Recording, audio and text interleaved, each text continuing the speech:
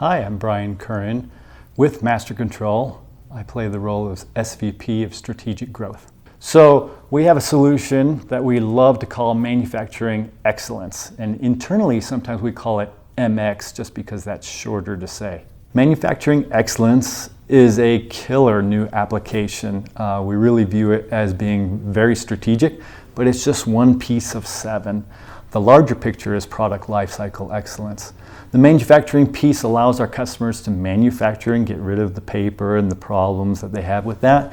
But the important element is the data. And the data within the manufacturing environment will be collected and correlated with other aspects, going back to the development group, the regulatory group, the clinical group, post-market function within the company.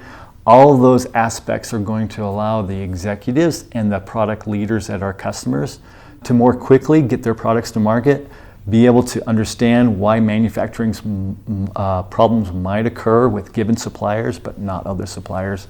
Many different scenarios reveal why the manufacturing excellence solution is great, but even better when it's combined with all of the other solutions.